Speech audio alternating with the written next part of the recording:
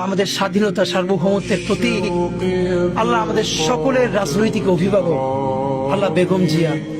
আল্লাহ, উনি আমাদের স্বাধীনতার শির দ্বারা। আল্লাহ, আমরা যখন বুঝতাম না পুরো বাংলাদেশে একজন মানুষ যদি স্বাধীনতার পক্ষে আল্লাহ মেরুদণ্ড সোজা করে দাঁড়িয়েছিলেন, উনি আমাদের বেগম জিয়া। আল্লাহ, উনি চরম অসুস্থ অবস্থায় আছেন। আল্লাহ, আমাদের প্রাণের অভিভাবক বেগম জিয়াকে আল্লাহ আপনি সুস্থ করে দেন।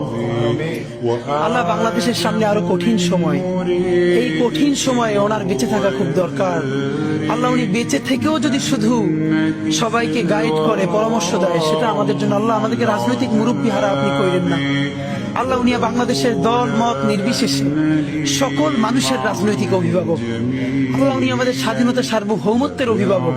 আল্লাহ, বেগম জিয়ার উপরে আপনার খাস রহমত নাজিল করেন।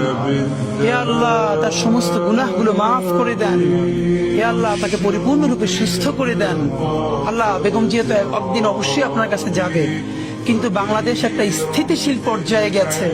আল্লাহ, স্বাধীন সার্বভৌম একটা দেশ হিসেবে দাঁড়িয়ে গেছে। উনি যে লড়াইটা করেছিল, সেই লড়াইয়ের ন্যূনতম একটা ফসল ঘরে তোলা পর্যন্ত আল্লাহ ওনাকে নেক হায়াত দিয়ে দেন। আল্লাহ, ওনার উপরে খাস রহমত নাজিল করেন। অতি দ্রুত ওনাকে শেফায়ে কুল্লিয়া আজেলা দেন। রব্বানা তাকাব্বাল মিন্না ইন্নাকা আনতাস সামিউল আলিম ওয়া তুব আলাইনা ইন্নাকা আনতাত তাওয়াবুর রহিম। আলহামদুলিল্লাহি রাব্বিল আলামিন।